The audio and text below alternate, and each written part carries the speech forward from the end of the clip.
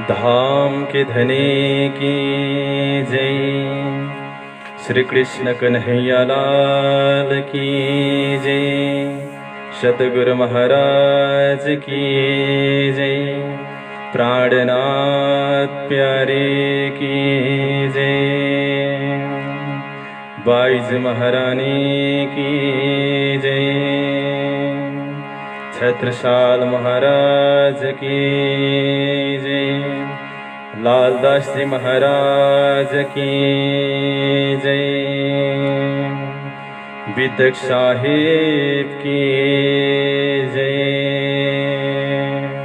प्रथम लागू दो चरण को, धनिये न छुड़ाइयो छिन। लांक तले लालेड़िया मेरे जीव के यही जीवन।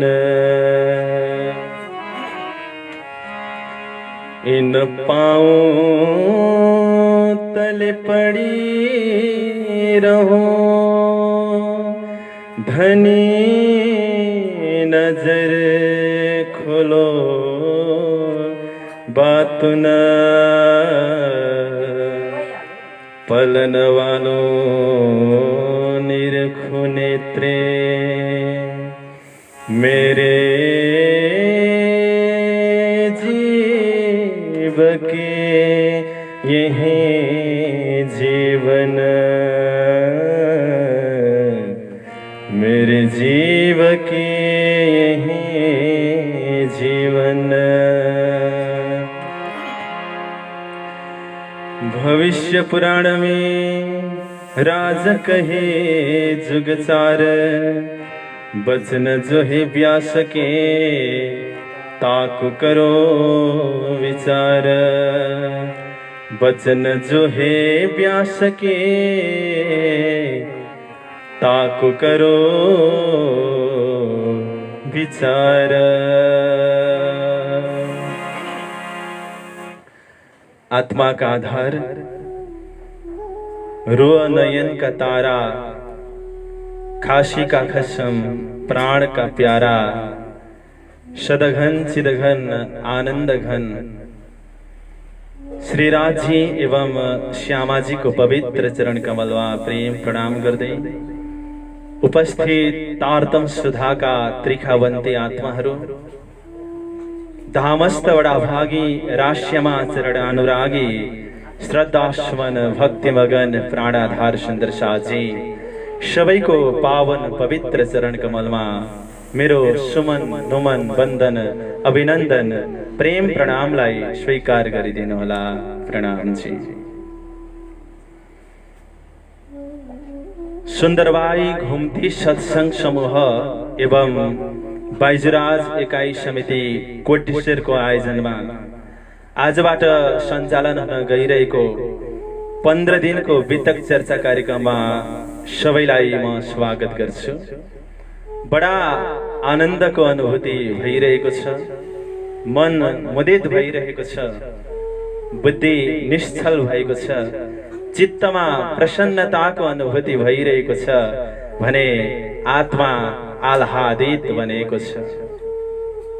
बितक बितेको कुरा हो, बितक इतिहास हो, बितक वृत्तान्त हो, बितक आपा बीती हो, बितक हृदय बदल्ने एउटा भावना हो, बितक ऐना हो, बितक आफूलाई जाँच्ने आधार हो।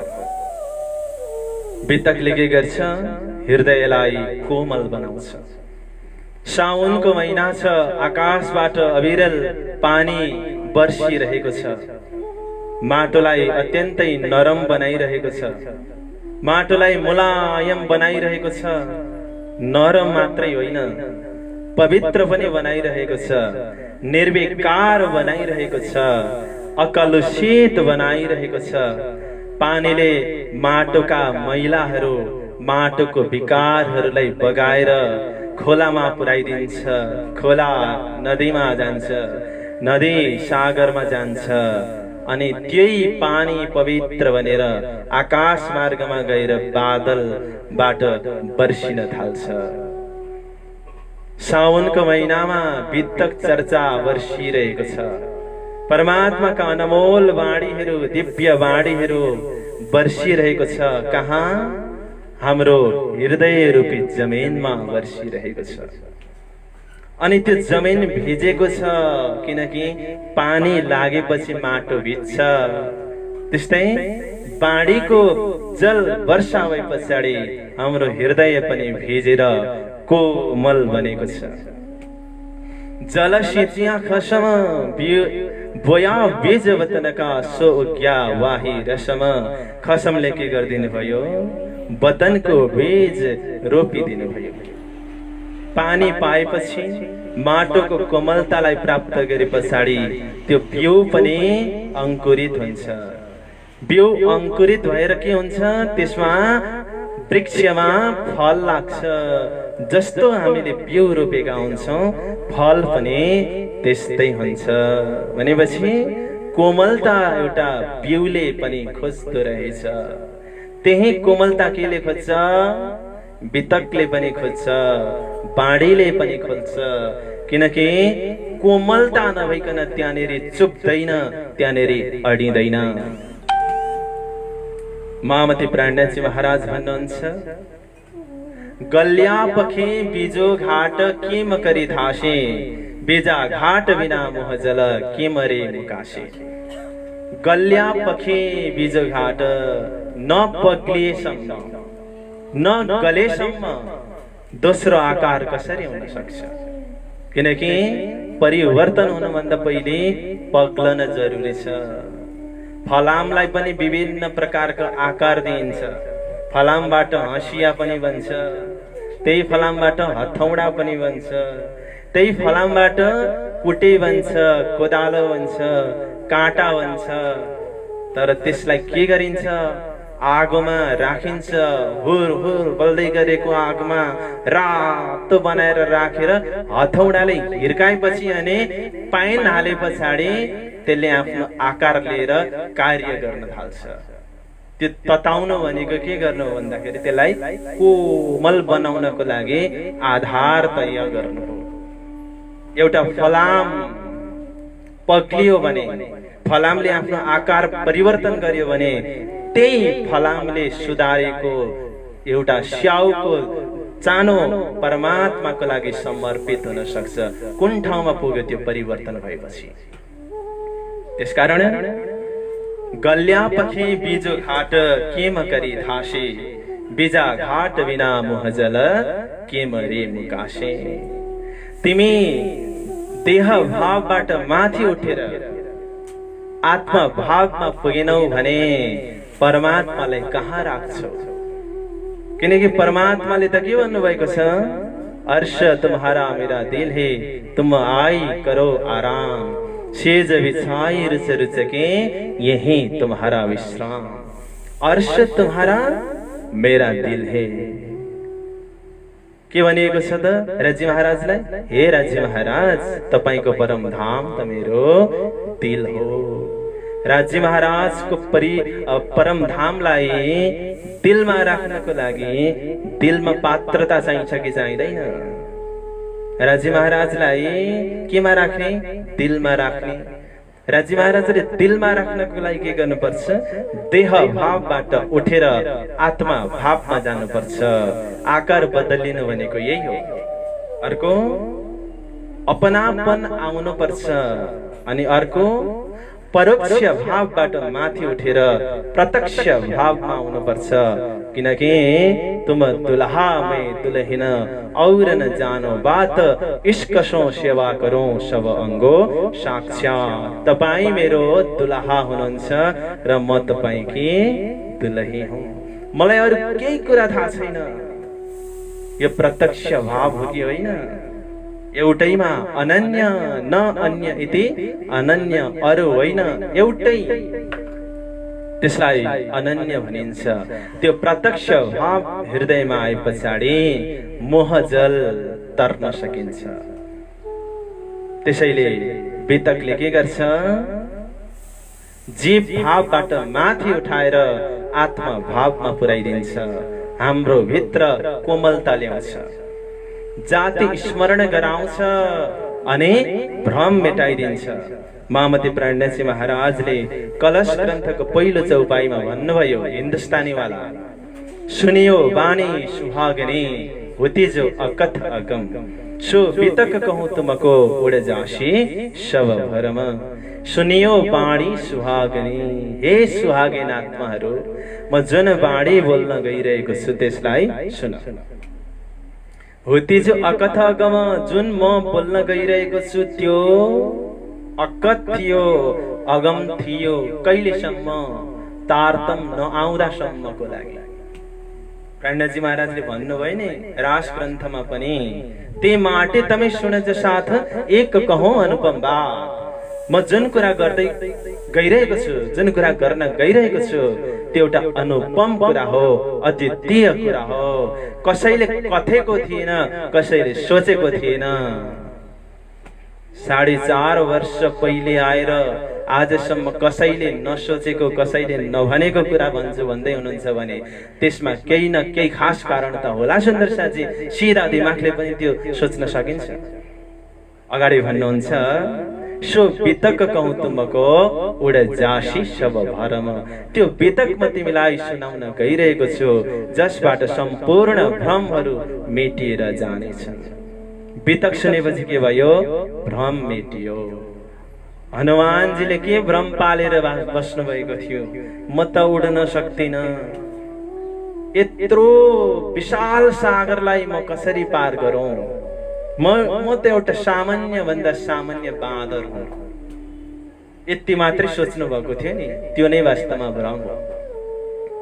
तर उहाँलाई के गरियो, तिमी पवन पुत्र हौ, तिमी उड्न सक्छौ, एकचोटि आफू भित्र झाँकेर आफ्नो शक्ति र सामर्थ्यलाई तिमी अनुभव गर भनेर भनिएपछि उहाँलाई आफ्नो पूर्व अवस्थाको याद आउँछ र त्यो विशाल समुद्र पार तर्नुहुन्छ।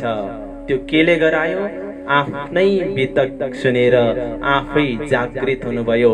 उहाँमा अपरिमित अथाह शक्तिको अनुभूति भयो। त्यो शक्ति कहाँबाट आयो, आफ्नै भित्रबाट आयो।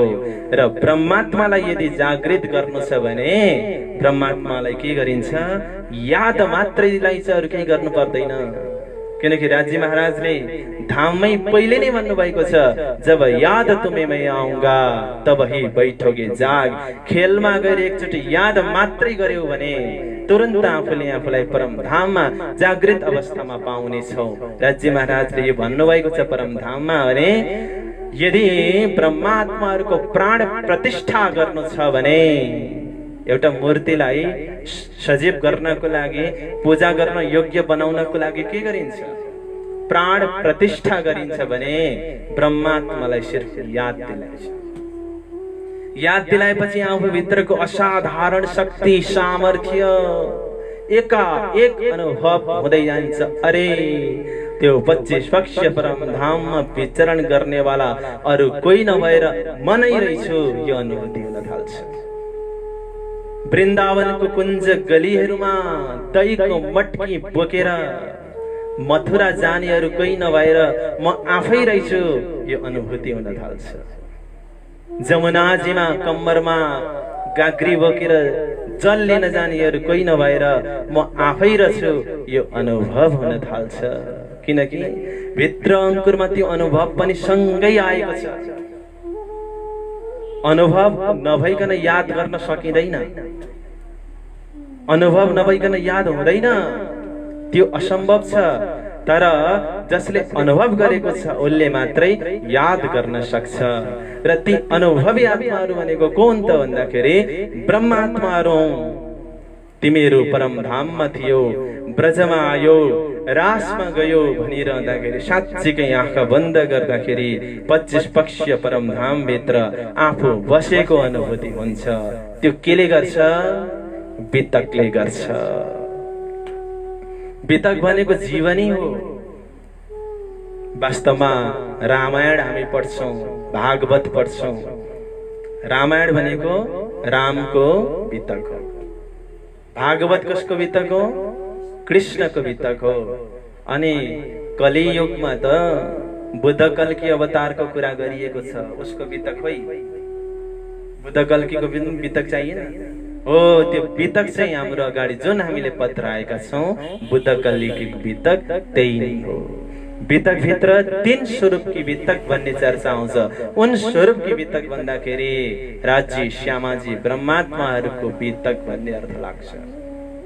जुन स्वरूप परमधाममा थियो, जुन स्वरूप खेलमा आयो अनि जुन स्वरूपले ब्रह्मात्मालाई जगाएर परमधाम लैजान्छ, त्यसको नै बितक यो अगाडिको हो। यानी कि हामी ब्रह्मात्माहरूको बितक भनेको त हिजो अस्तिको होइन। मैले अघि भने 450 वर्ष अगाडि आएर प्राणजी महाराजले भन्दै हुनुहुन्छ कि कसैले नसोचेको, कसैले नभनेको, कल्पनै नगरेको कुरा यौनिक कुरा म भन्छु। अनि के प्राणजी महाराज आउनुभन्दा अगाडि धरतीमा विद्वानहरू थिएनन्? शंकराचार्य आदि हुनुहुन्थेन? वेदका ज्ञाताहरू हुनुहुन्थेन? उहाँहरूले चाहिँ आएर के गर्नुभयो?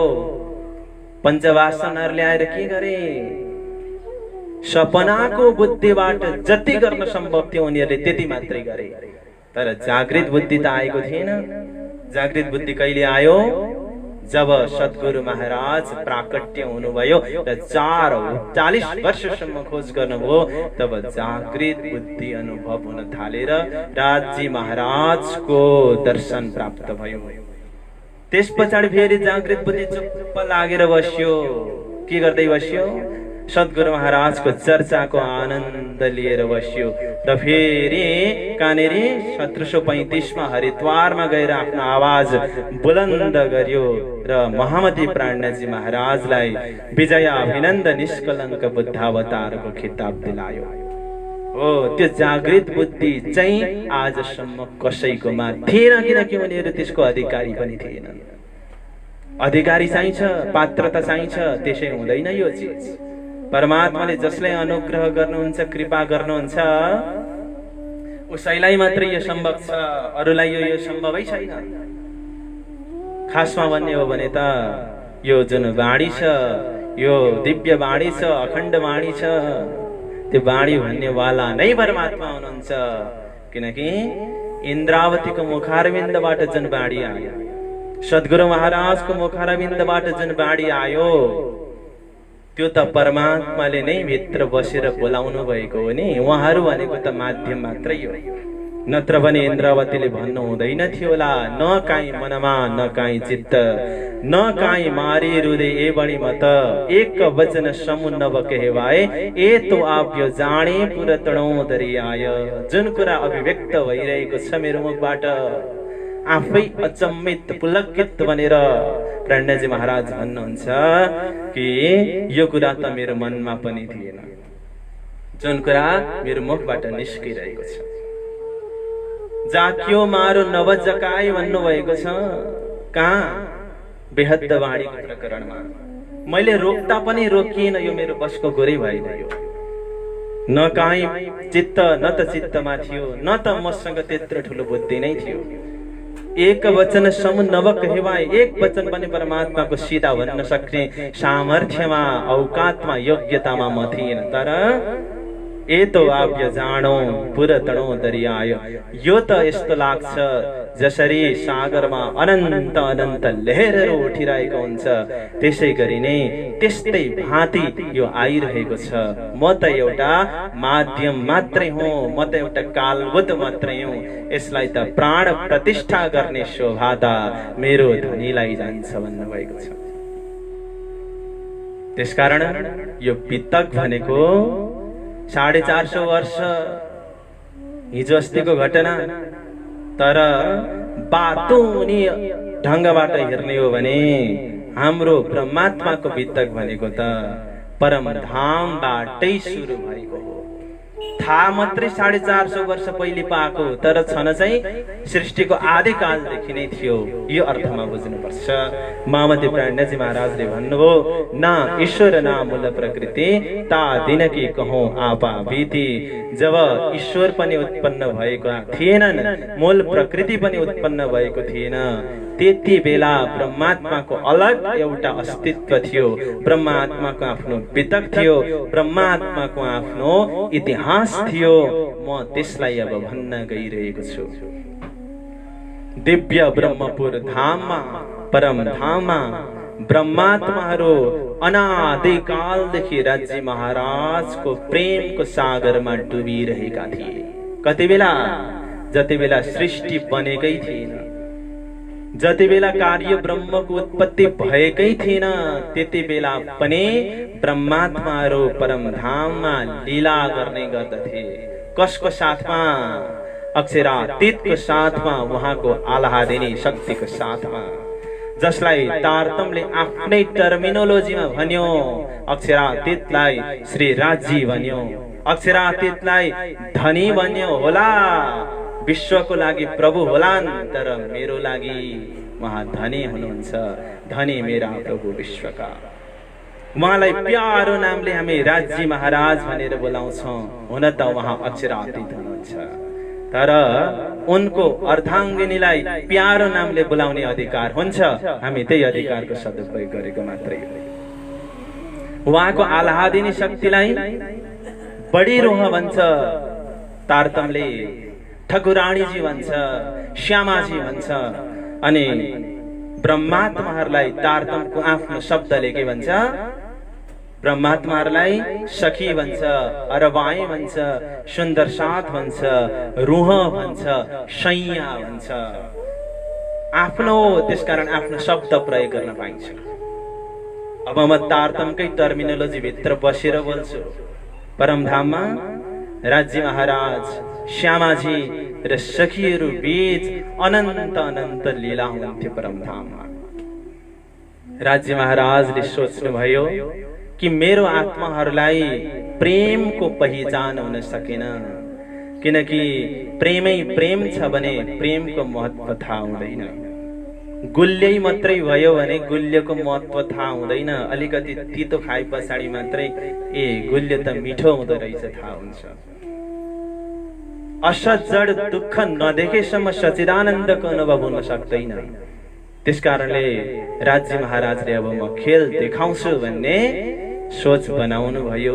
त्यो नै खेल उत्पत्ति हुनुको बीज हो। तर राज्य महाराजमा मात्रै त्यो सोच सीमित रहेन, किनकि परमधाममा त एक दिल्ली छ। पहिलेलाई हक्के दिल में पिछी आई महेनूर। अक्षर ब्रह्ममा त्यही कुरा गयो, श्यामाजीमा त्यही कुरा गयो, सखीहरूमा त्यही कुरा गयो। अब खेल हेर्ने र खेल देखाउने यो दुईटा सोच बन्नियो हृदयभित्र छ। तेस्रो भवमा अक्षरलाई देखे पछाडि त्यो सोचले परिभाषा पायो। त्यो अमूर्त थियो, अब त्यो मूर्त बन्यो। अब सखीहरूले खेल माग्ने, राज्य महाराजले रोक्ने, एक्टिङ गर्ने, यो क्रम चलिरह्यो। अन्ततः सखीहरूले भने अनुसार राज्य महाराजले खेल देखाउने संकल्प गर्नुभयो र मूल मिलावमा लिएर जानुभयो। तर सृष्टि त बनेकै छैन, खेल त बनेकै छैन, कहाँ लगेर देखाउने? अब राज्य महाराजले के गर्नुभयो? खेलको उत्पत्ति गर्नुभयो। त्यो विभाग कसलाई दिनुभयो त? अक्षर ब्रह्मलाई दिनुभयो। किनकि अक्षर ब्रह्म खेल बनाउनमा पहिलेदेखि नै कुशल। जागृतको कल्पनामा अनन्त अनन्त ब्रह्माण्ड जहिलेदेखि परमधामको अस्तित्वलाई हामीले सुन्यौं तहिलेदेखि नै यो कुरा सुन्दै आइरहेका छौं कि अक्षर ब्रह्मले खेल बनाउनुहुन्छ अरे, ब्रह्माण्ड बनाउनुहुन्छ अरे, मेटाउनुहुन्छ अरे। उहाँ त विशेषज्ञ हो। यद्यपि यो जुन बनियो ब्रह्माण्ड त्यो चाहिँ उहाँको इच्छाले बनेन, राज्य महाराजको इच्छाले बन्यो। फरामसी हाल्दिनु भयो। सपनामा जानुभयो, त्यही सपनाको स्वरूपलाई क्षर पुरुष भनियो। पानीमा घर बनाएर बसेकोले नारायण भनियो। एकोहम बहुश्याम यामी महाविष्णु मनमन्त्री त्रिगुण ताथे धीरचर सब उत्पन्न सम्पूर्ण सृष्टिको उत्पत्ति भयो। अब स्टेज तयार हुँदै गयो। स्टेज तयार भएर पनि प्रमुख अतिथि त्यहाँका विशेष अतिथिहरू सुरुमै आउँदैनन्। भिड बढ्दै बढ्दै गयो, हेर्ने दर्शकहरूको भिड लाग्दै गयो। कहिलेसम्म भिड लाग्यो? ब्रह्माजी 50 वर्ष पूरा नहुन्जेलसम्म भिड बढेको बढै गयो। कहाँ? स्टेजमा, यानी कि खेलमा। जब स्टेज खचाखच भरियो दर्शकहरूले, अब स्टेजमा अतिथिको, प्रमुख अतिथिको, विशिष्ट अतिथिको आउने समय भयो। त्यो समय कहिले रहेछ? ब्रह्माजी 51 वर्ष प्रवेश गरेर पहिलो दिन चलिरहनको लागि 1000 पटक चतुर्युग बित्नुपर्छ। र चतुर्युग बित्ने क्रममा बित्दै जाँदाखेरि 27 पटकको चतुर्युग बित्यो। 28वां पाली आयो। सतयुग व्यतीत भयो, द्वापर त्रेतायुग व्यतीत भयो, द्वापर युग पनि चलिरहेको थियो। अन्तिमको समयमा प्रमुख अतिथि, त्यहाँको सृष्टिका राजा, विशिष्ट अतिथि स्टेजमा आए, यानी कि ब्रजमा, ब्रज वधुको रूपमा परमधामबाट ब्रह्मात्माहरू आए। तर हमको खेल दिखला भने कि काश हमसे पहिले पधारे श्रीराज। खेल देखाउनु भन्दा पहिले नै अथवा हामी आउनु भन्दा पहिले नै राज्य महाराज पहिले नै खेलमा आउनुभयो। राज्य महाराजले आफ्नो आत्माहरूलाई कति प्रेम गर्नुहुँदो रहेछ। जसरी आफ्नो बच्चा होस्टलमा जाँदैछ भने बुबामा पहिले गएर होस्टल ठिक छ कि छैन निरीक्षण गर्नुहुन्छ, त्यसै गरी राज्य महाराज पहिल्यै आउने संकल्प गर्नुभयो। र भाद्र महिना कृष्ण पक्ष अष्टमी तिथि रोहिणी नक्षत्र पारेर नन्द बाबाको दरबारमा आउनुभयो। राति 12 बजे अक्षरातीत धनी कहाँ आउनुभयो? कृष्णमा आउनुभयो। किनकि त्यो बर्तन पहिलेदेखि नै तयार थियो। वैकुण्ठको शक्तिले कार्य गरिरहेको थियो। गोलोकी शक्ति पनि त्यति नै बेला आउने निश्चय गरियो। अब एउटै कन्टेनर भित्र 3वटा चीजहरू भए, यानी कि एउटै कृष्ण भित्र 3वटा शक्तिले कार्य गर्न थाल्यो। अक्षरातीतको साथमा ब्रह्मात्माहरूले ब्रजमा 11 वर्षसम्म संयोग लीला गरे। तर ब्रजलाई के भनिएको छ? ब्रजलाई घोर निन्द्रा अवस्था भनिएको छ, कालमाया भनिएको छ। किनकि सम्बन्धको पहिचान छैन। अनि 52 दिनसम्म वियोग लीला भयो। भोलिको दिनमा सविस्तार वर्णन हुनेछ त्यो कुरा। त्यस पछाडि आदि निन्द्रा हरण गर्ने संकल्प लिनुहुन्छ, बाँसुरी बजाउनुहुन्छ। योग मायाको ब्रह्माण्डमा ब्रह्मात्मालाई बोलाउनुहुन्छ र त्यहाँनेरि लीला हुन्छ र अक्षर ब्रह्मलाई परमधामको आनन्दानुभूति गराइन्छ त्यहाँनेरि। कति बेला? अन्तर्ध्यानको समयमा। त्यसलाई आधा नेत आधा जागृत भनिएको छ। यद्यपि ब्रह्मात्माको इच्छा पूरा हुन सकेन, उनीहरूको टार्गेट मिट भएन। किनकि उनीहरूले के गरेका थिए? दुःखको खेल हेर्ने इच्छा गरेका थिए, दुःख त हुँदै भएन। दुःख भयो ब्रजमा। कति बेला स्वातसी सखीले आफ्नो पतिहरूले दरवाजा लगाइदिएको बेलामा। यद्यपि त्यो के दुःख जुन अज्ञानतामा उठाइयो, जानेर उठाएको होइन। त्यसकारण त्यो दुःखको अनुभव त्यहाँ पनि वास्तविक रूपमा हुन सकेन। भन्नलाई भनिन्छ, सुन्नलाई पनि सुनिन्छ, तर ज्ञानै थिएन। ज्ञान नभइकन दुःखको वास्तविक अनुभूति हुन सकेन। खान लाउन नपाउँदाको दुःख होइन, शरीरलाई रोग लाग्दाको दुःख होइन, त्यो दुःख चाहेको होइन। वियोगको दुःख चाहेको हुन्थ्यो। वियोग त ब्रजमा हुँदै भएन। किनकि श्री कृष्णजीले आफ्नै पासमा राख्नुभयो 11 वर्षसम्म। 52 दिनको एकछिनको वियोग देखाउनु भयो। यद्यपि धेरै टाढा जानु भएन, नजिकै बस्नुभयो। त्यही पनि त्यो अज्ञानतामा भयो। रासमा गइसके पछाडि उथलाको वचनमा अलिअलि दुखे जस्तो मात्रै भयो। अन्तर्ध्यानको समयमा पनि अलिअलि वियोग भए जस्तो मात्रै भयो। हुनलाई त बेहोसै भए, तर अज्ञानतामा भएको कारणले गर्दाखेरि त्यसलाई वास्तविक दुःख भन्न मिल्दैन। त्यसकारण दुःखको अनुभूति पूरा हुन सकेन रासमा पनि। भन्नलाई भनिन्छ तामसी सखीहरूको इच्छा पूरा भएन। यद्यपि म त भन्छु कसैको पनि पुरा भएन, किनभने तारतमै थिएन। हामी परमधामका हौं, हाम्रो मालिक राज्य हुनुहुन्छ भने थाहै थिएन। त कसरी वियोगको दुःखको अनुभूति हुन सकोस्? राज्य महाराजले परमधाममा उठाउनु भयो, हेर्नुभयो, दुःखको खेल हेर्ने इच्छा अझै अधुरो छ। त्यसकारण के गर्नुभयो त? अर्को ब्रह्माण्डमा फेरि पठाउने निश्चय गर्नुभयो। कलियुग प्रारम्भ भएको 3660 वर्ष पछाडि साक्षी पठाउनु भयो आरबमा, किनकि विशिष्ट मान्छेहरू आउँदै हुनुहुन्छ। यहाँ पनि भने के गरिन्छ? प्रचार प्रसार गरिन्छ, पम्पलेट छपाइन्छ, माइकिङ गरिन्छ, फेसबुकको भित्ताहरूमा लेखिन्छ, युट्युबमा हालिन्छ, इन्स्टाग्राममा पोस्ट गरिन्छ। त धर्मशास्त्रहरूमा ब्रह्मात्माहरूको संकेत गरियो, आगमनको कुरानमा संकेत गरियो। पहिलो पटक आए दुईटा स्टेजमा बसे र दोस्रो पटक आए र जुन स्टेजमा आए त्यही स्टेजमा बसे। यानी कि ब्रह्मात्माहरू दुईचोटि आए, 3वटा स्टेजमा बसे। यसलाई अलिकति मिलाएर बुझ्नुहोस्। र दोस्रो चोटि आउनुभयो कहाँ?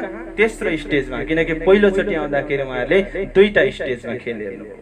अब दोस्रो चोटि आउँदाखेरि तेस्रो स्टेजमा खेल हेर्दै हुनुहुन्छ। आउनुभयो कहाँ? आउनुभयो त भन्दाखेरि उमरकोटमा आउनुभयो, जसको यो शरीरको नामलाई देवचन्द्र भनियो, तर शक्तिको हिसाबले हेर्दाखेरि त्यहाँ श्यामाजीको शक्ति छ। अनि सुरताको हिसाबले हेर्दाखेरि सुन्दरबाई सखीको सुरता छ। यसमा पुराणको दृष्टिकोणले हेर्ने हो भने त्यहाँनिर बुद्ध अवतार छ। कुरानको हिसाबले हेर्ने हो भने त्यहाँनिर के छ? रुह अल्लाह छ। अनि धरतीको हिसाबले हेर्ने हो भने उत्तम जीव आफैमा हो। यो पञ्चदैवत सहित अब देवचन्द्रजीको लीला चल्न थाल्यो।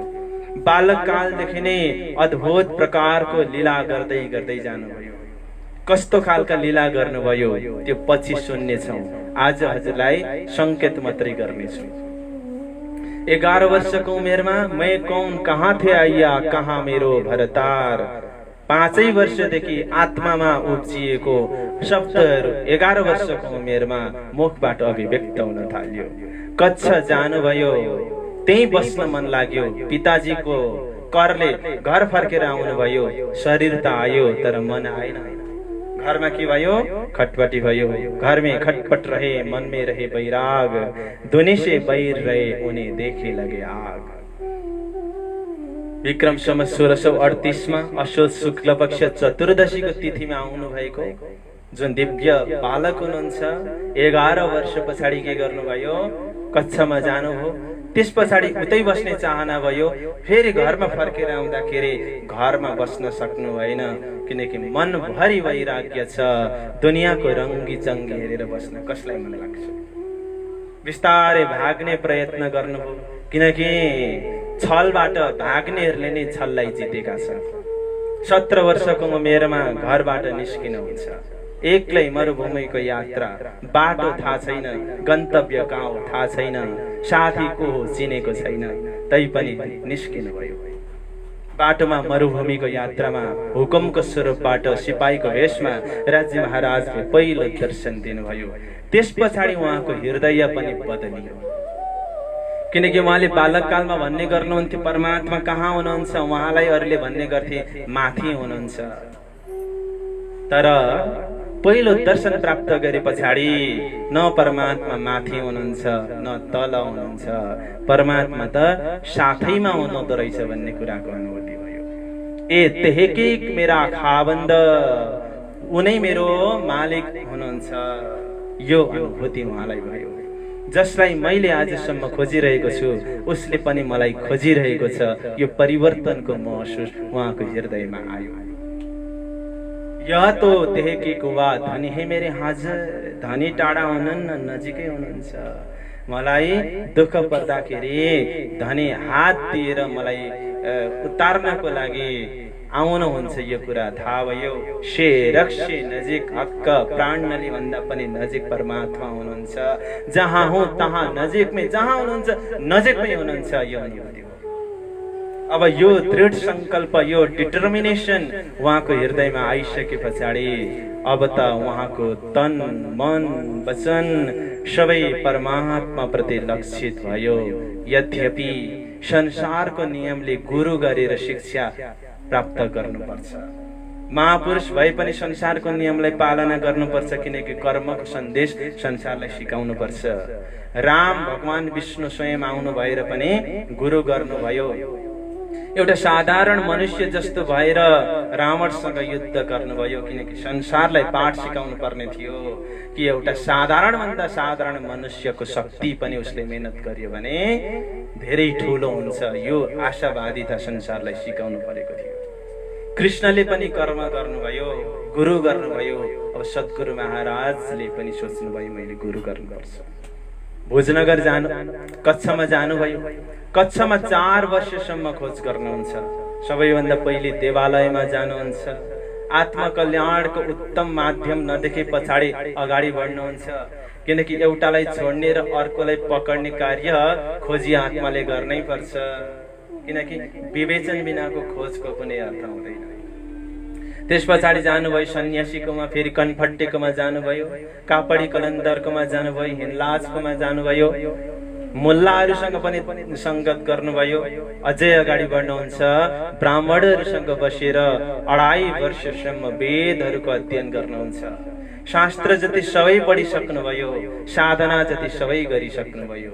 सद्गुरु महाराज यानी कि हुनेवाला सद्गुरु महाराज अहिले देवचन्द्रजी कति वर्षको हुनुहुन्छ? 21 वर्षको हुनुहुन्छ।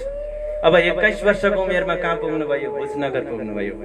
भोजनगरमा पुगेर गुरु हरिदासजीलाई आफ्नो गुरु बनाउनु भयो, किनकि उहाँ आत्माको लागि सेवा गर्ने कार्य गर्नुहुन्थ्यो। सच्चा देखा तिनको, सच्चा देख्नुभयो उहाँलाई, उहाँ नै मेरो गुरु हुनुहुन्छ।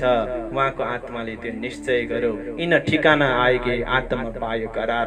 आत्मा आनन्दित भयो, सम्पूर्ण भारहरू विषयको जस्तो, ठुलो भारी विषयको जस्तो अनुभूति भयो। यद्यपि हृदयमा आगो चाहिँ बलिरहेको छ। के को आगो? परमात्माको दर्शनको आगो। 4 वर्षसम्म त्यहाँनिर बिताउँदाखेरि मुकुन्द दासजीको प्रेरणाबाट हरिदासजीलाई सद्गुरु महाराजको स्वरूपको पहिचान भयो। तर बाल मुकुन्दजीले के गर्नुभयो? प्रेरणा दिनुभयो। फेरि यसलाई शब्दलाई सुधारेर सुन्नुहोस्। बाल मुकुन्दजीले प्रेरणा दिनु भए पछाडि हरिदासजीलाई के भयो त? सद्गुरु महाराजको स्वरूपको पहिचान भयो।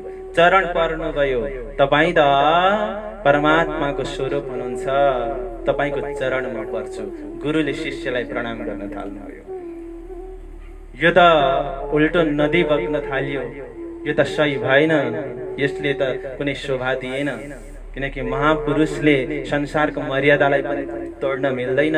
गुरुले शिष्यलाई प्रणाम गर्ने विधान कहीँ पनि छैन। अर्को कुरा त सद्गुरु महाराज यानी देवचन्द्रजीलाई के भयो त? बाँकी बिहारीजीको वस्त्रको ध्यान गर्दाखेरि स्वयं उहाँ ब्रजमा पुग्नुहुन्छ र बाल स्वरूप श्री कृष्णजीको दर्शन गर्नुहुन्छ। त्यति बेलै घुङ्गुरीको प्रसाद पनि प्राप्त गर्नुहुन्छ उहाँले। अनि अझै प्यास बढेर गयो ब्रज र रासलीलाको प्रति। अब उहाँले वृन्दावनपट्टि गएर अझै गहिरो गरी भागवतलाई श्रवण गर्ने सोच बनाउनु भयो, किनकि धर्मशास्त्रको सबैभन्दा निचोड हो भागवत। हरिदासजीलाई प्रणाम गरेर गुरु दक्षिणा दिएर अगाडि बढ्नुहुन्छ। सद्गुरु महाराजको उमेर कति छ? 24 वर्षको भएको छ। 1 वर्ष भौतारिनुहुन्छ जामनगरमा, नवानगरमा। त्यस पछाडि श्यामजीको मन्दिरमा कान्छी भट्टको साथमा बसेर भागवत श्रवण गर्न थाल्नुहुन्छ। सद्गुरु जस्तो स्वरूपले कति वर्ष भागवत श्रवण गर्नुभयो? 14 वर्ष। जसले सम्पूर्ण धर्मशास्त्रलाई अध्ययन गरिसकेको छ पहिले नै, त्यो स्वरूपले एउटा आसनमा, एउटा नियममा, एउटा अनुशासनमा बसेर, आसन वासन र अनुशासन 14 वर्षसम्म भागवत श्रवण गर्नुभयो। अनेक विघ्न बाधाहरू आए, शुभ कार्यमै विघ्न बाधाहरू आउँछन्। राम्रो बाटो हिँड्दै खुट्टा तान्नेहरू धेरै हुन्छन्, फलेको वृक्षले नै झटारोको चोट सहनुपर्छ भन्दै भन्दै 14 वर्ष कटाउनुभयो। अन्त्यमा के भयो त भन्दाखेरि तेस्रो पटक स्वयं धामधनी उपस्थित भएर देवचन्द्रजीलाई दर्शन दिँदै भन्नुहुन्छ, तुमको मेरी है पहिचान, तिमीलाई मेरो पहिचान छ? सद्गुरु महाराज भन्नुहुन्छ, छैन, तर यति चाहिँ थाहा छ कि मलाई बाटोमा तपाईले रक्षा गर्नुभएको छ, मलाई ब्रजको दर्शन पनि भएको छ, तपाईँ नै मेरो मालिक हुनुहुन्छ, त्यो चाहिँ मलाई थाहा छ, अरु म केही पनि जान्दिन। अब दर्शन दिनेवाला स्वरूपले सद्गुरु महाराज देवचन्द्रजीलाई भन्नुहुन्छ, नाम तुम्हारा बाई सुन्दर, खेले तुम ब्रजरास में। तिम्रो नाम सुन्दर बाई हो, त्यो सुन्दर बाई यहाँको नाम होइन, परमधामको, तिमी परमधामको आत्मा हो। तिमी सँगसँगै 12,000 ब्रह्मात्माहरू संसारमा आएका छन्। अब तिमीले जगाएर लिएर आउनुपर्छ। 12,000, 40 वर्षको उमेर छ, त्यो त धेरै संख्या भई कसरी जगाउँ प्रभु? उहाँले भन्नुभयो, मै भेजौँ त, त्यसको चिन्ता गर्नु पर्दैन, आई विल म्यानेज इट, म व्यवस्था गर्नेछु, म आफै पठाउनेछु। यति भने पछाडि त्यो दर्शन दिनेवाला स्वरूप हो किशोर अति सुन्दर खेला जो वृन्दावन, त्यो स्वरूप स्वयं देवचन्द्रजीको हृदयमा गएर बस्नुभयो। तत्पश्चात गुरु साक्षात परब्रह्मको स्वरूपमा स्वयं देवचन्द्रजी शुद्ध गुरु महाराजको स्वरूपमा प्राप्त हुनुभयो। त्यस पछाडि के गर्नुभयो? गङ्गाजी भाइको घरमा चर्चाको नदी बगाउन थाल्नुभयो। उहाँले 9 वर्षसम्म त्यहाँनिर के गर्नुभयो? चर्चाको बाढी बगाउनुभयो।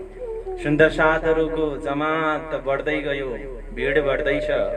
सद्गुरु महाराज स्वरूपलाई हेरेर परमधामको कुन वासना भन्दिने गर्नुहुन्थ्यो, किनकि सुरुवातमै गङ्गाजी भाइलाई उहाँले भन्नुभएको थियो, म केही न केही चमत्कार गर्छु, किनकि संसारले चमत्कारलाई नमस्कार गर्छ, भिड बढाउनको लागि चमत्कार, तर घर की नींद सोकै तारतम, चमत्कारले भिड बढायो तर आत्माको खुराक चाहिँ के दिनुभयो? तारतम दिनुभयो। भिड बढ्दै गयो, जमात बढ्दै गयो, ठाउँ पुगेन गङ्गाजी भाइको घरमा पनि। या त एउटा गृहस्थीको घर तीर्थ नहुने संकेत देखियो, किनकि तीर्थको स्थापना गर्नु पनि थियो। त्यस पछाडि उहाँले गङ्गाजी भाइकै बगैँचामा एउटा तीर्थ स्थापना गर्ने संकल्प लिनुहुन्छ र विक्रम सम्वत 1687 कार्तिकको महिनामा गङ्गाजी भाइको बगैँचामा तीर्थको स्थापना गर्नुभयो, जसलाई आजभोलि हामी श्री 5 नौतनपुरीको नामले चिन्ने गर्दछौँ र आस्थाले श्री 5 नौतनपुरी धामलाई हामी प्रणाम गर्ने गर्दछौँ। त्यसको 3 वर्ष अगाडि नै, यानि कि विक्रम सम्वत कतिमा?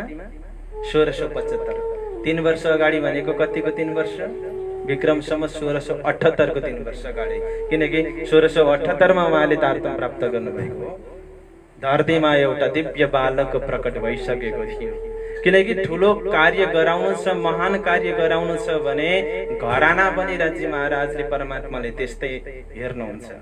एउटा सामान्यभन्दा सामान्य व्यक्तिको छोराले, पुत्रले जो कार्य गर्न सक्छ, त्योभन्दा कयौं गुणा बढी कार्य राजा महाराजको घरमा आउनेले गर्न सक्छ।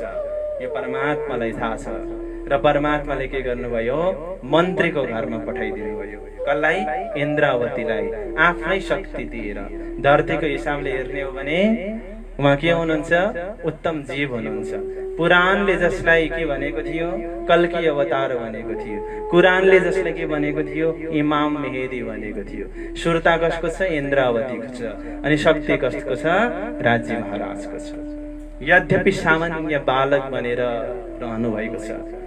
12 वर्ष 2 महिना 10 दिनसम्म रहनुभयो आफ्नै संसारमा। त्यस पछाडि सद्गुरु महाराजको शरणमा प्राप्त हुनुभयो र सद्गुरु महाराजले पनि तुरुन्तै इन्द्रावतीलाई तार्त मन्त्र प्रदान गर्नुभयो। तू निर्मल आत्मा धाम की इन्द्रावती उत्पन्न, तिमी परमधामको निर्मल आत्मा इन्द्रावती हो। अब इन्द्रावती सद्गुरु महाराजको संगतमा रहेर चर्चाको श्रवण गर्न थाल्नुभयो। 13 वर्षसम्म निरन्तर दिन रात अहर्निश 24 घण्टा 8 प्रहर 64 घडी सद्गुरुको सेवा गर्दै गर्दै 13 वर्षसम्म सद्गुरु महाराज जस्तो दिव्य स्वरूपबाट इन्द्रावती जस्तो दिव्य स्वरूपले चर्चाको आनन्द प्राप्त गर्नुभयो, यानि कि ज्ञान हासिल गर्नुभयो। 1700 को समयमा एउटा अजीब खालको विचार उहाँको हृदयमा हुन थाल्यो। माध्यम गोवर्धन भाइको धाम गमन बन्यो, किनकि संसारमा आइसके पछाडि जानु पर्दो रहेछ भन्ने कुरा थाहा भयो। किनकि परमधामको भाइ भाइ, संसारको भाइ भाइ, कति राम्रो सम्बन्ध थियो, तर उसले पनि छोडेर गयो। एउटा धक्का लाग्यो, विरह बल्झाउने त एउटा माध्यम बन्यो, तर अर्को एउटा डरलाग्दो विरहको आगो बल्न थाल्यो कि उहाँको मनमा आयो कि म पनि परमधामको, सद्गुरु पनि परमधामको। सद्गुरु परमधामको दर्शन गर्नुहुन्छ, म पनि परमधामको भने मैले चाहिँ किन दर्शन गर्न नसक्ने?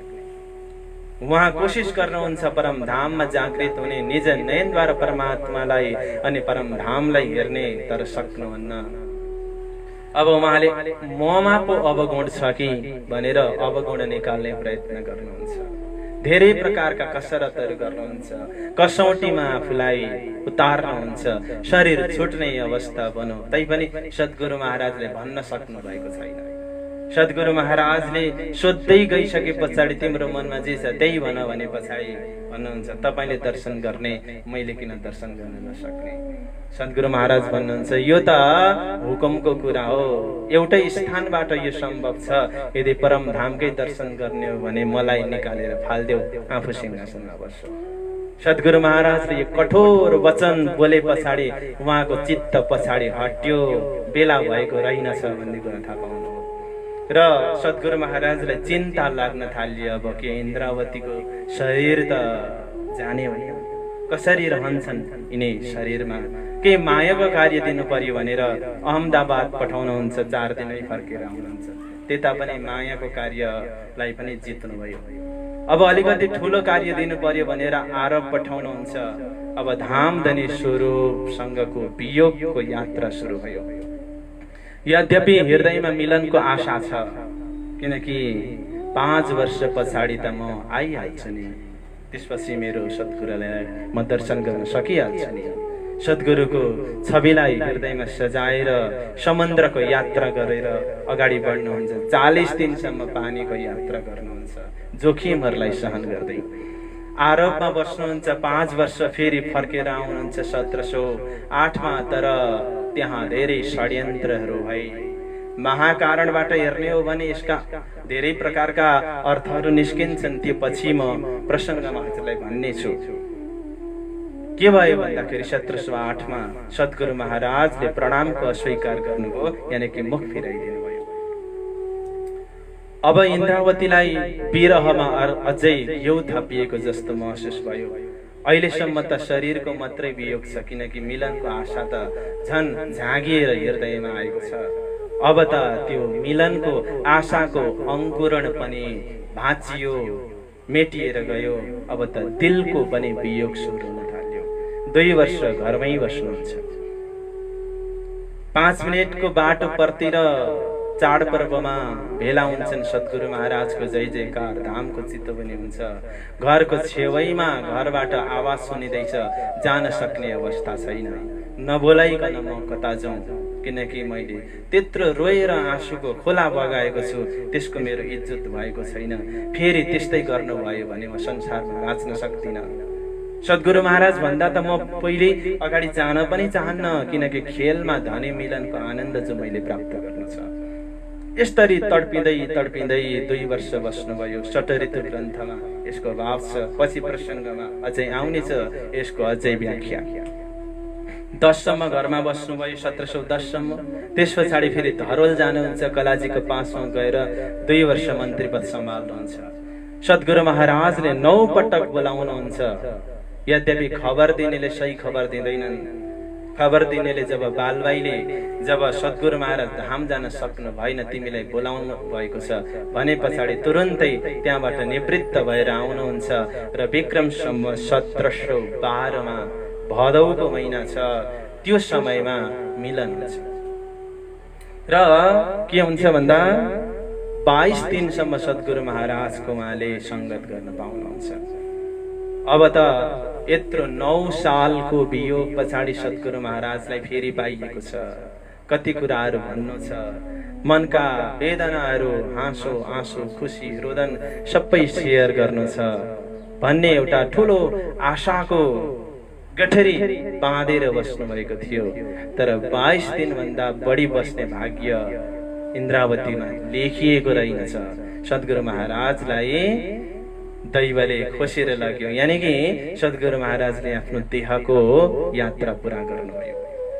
यद्यपि इन्द्रावतीलाई भित्रबाट मजबुत बनाउनको लागि र विरहको नदीमा बग्न नदिनको लागि भनेर सद्गुरु महाराज इन्द्रावतीको हृदयमा आएर विराजमान हुनुभयो। प्रविश्य प्राप्तम प्रिय प्राणनाथम। यो घटना 1712। त्यस पछाडि बिहारीजीलाई गादीमा राखिन्छ। सुन्दर साथको सेवा गर्नको लागि अर्थको जरुरत पर्छ, फेरि मन्त्रीपद सम्हाल्नुहुन्छ। त्यस पछाडि कार्य भइरहेको बेलामा सुन्दर साथको सेवा गर्छु भन्ने स्तुत्य कार्यको उहाँले संकल्प लिएर अन्नहरू सामग्रीहरू एकट्ठा गर्दा गर्दै चुग्ली लाग्छ, किनकि राम्रो कुरामा धेरै विघ्न बाधाहरू आउँछन्। र विक्रम सम्वत 1714 मा उहाँलाई हप्सामा लगिन्छ, नजरबन्द गरिन्छ। बिना गल्ती सजाय भोग्नुको पीडा असहनीय हुन्छ, त्यो सत्य हो। यद्यपि त्यो पीडालाई सहन गरेर उहाँ बस्नुभयो। 1 वर्षको अन्तरालमा यस्तो धेरै विरह भयो। धामधनी स्वरूप सद्गुरु महाराजलाई सम्झिनुहुन्छ। विरह ना देवे बैठने उठने भी ना दे, लोट पोट भी ना कर सके हुक्क हुक्क सांस ले। 8औं जाम बिरहनी जब सांस लिए हुक्क हुक्क, पत्थर काले ढिग होते सो भी हुए टुक टुक। यस्तो विरहको अन्तिम अवस्थामा पुगे पछाडि जब शरीर छुट्न लाग्यो, धामधनीले पनि इन्द्रावतीलाई परीक्षामा उत्तीर्ण गरेको जानेर अब धामधनी प्रकट हुनुभयो बाणीको रूपमा। धड धड धडाट ढङ्गबाट इन्द्रावतीको मुखारविन्दबाट अब दिव्य बाणीहरू अवतरित हुन थाले। रास ग्रन्थ अवतरण भयो, प्रकाश ग्रन्थ अवतरण भयो, षट्ऋतु ग्रन्थ अवतरण भयो, कलशको 2वटा चौपाईहरू अवतरित भए। किनकि त्यो हुकुमबाट त्यति नै मात्रै आदेश भयो। अब इन्द्रावतीको हृदय प्रसन्न भयो। सद्गुरु महाराजले मेला गर्नु भनेको त यो पो रहेछ त, खीर दाल चावलको मेला होइन रहेछ, मूल मिलावाको मेला चाहिँ रहेछ, ज्ञानको मेला चाहिँ रहेछ। वास्तवमा यो चाहिँ गर्नुपर्ने रहेछ भनेर खुसी भएर बिहारीजीलाई ग्रन्थ पठाइदिनु भयो। तर बिहारीजीले के भन्नुभयो, हाम्रो परम्परा यस्तो होइन, हाम्रो परम्परा त सुन्ने सुनाउने लिखित वाला हाम्रो परम्परा होइन, जुन परम्परा छ त्यसलाई तोड्न मिल्दैन भनेर बाणीको पाण्डुलिपि नै गायब गरिदिनु भयो।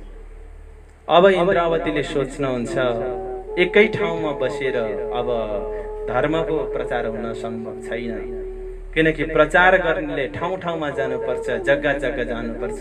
किनकि तेस्रो ब्रह्माण्डमा ब्रह्मात्माहरू एकै ठाउँमा आएन, अनेक धर्ममा, अनेक वर्णमा, अनेक सम्प्रदायमा आएका छन्। अब ठाउँ ठाउँमा गएर सुन्दर साथलाई जगाउनुपर्छ भनेर अगाडि बढ्नुहुन्छ। यो 1716 को घटना हो।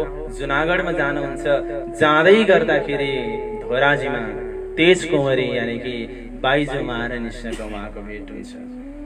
फुलबाईको आत्माले, फुलबाई भित्रको अमलावतीको आत्माले फुलबाईको देहलाई पुरा गरेर त्यो देहबाट सेवा हुन सम्भव नरहेको कारणले गर्दाखेरि अर्को देहमा आएर प्रवेश भएर सेवा गर्न थाल्यो र तेज कुँवरीको रूपमा, तेज कुँवरीको बजोदमा अमलावतीको पासमा आएर प्रवेश भइसके पछाडि अब प्राणजी महाराजसँग भेट भयो।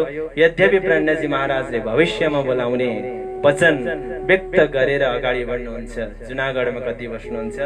2 वर्ष बस्नुहुन्छ। हरिजी व्यासलाई तारतमको ज्ञान दिएर फर्किनुहुन्छ, फेरि मन्त्री बन्नुहुन्छ, फेरि अहमदाबादमा पठाइन्छ, मृत्युदण्डको सजाय सुनाइन्छ।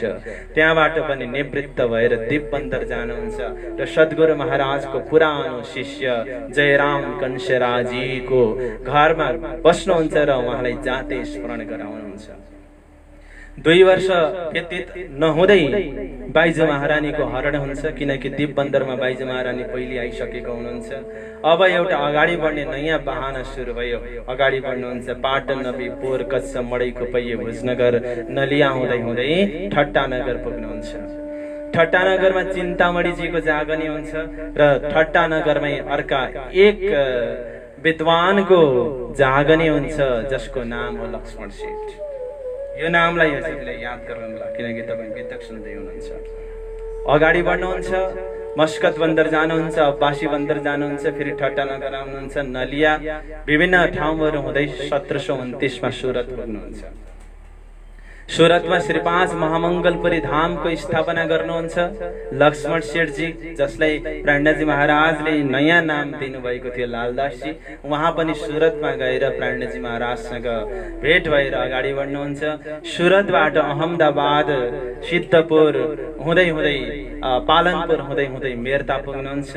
मेरताबाट अब प्राणजी महाराजको एउटा नयाँ अभियान सुरु हुन्छ। दिल्लीमा हेर्नुहुन्छ औरंगजेब बादशाह हिन्दूलाई अतिक्रमण गरिरहेको छ, अत्याचार गरिरहेको छ।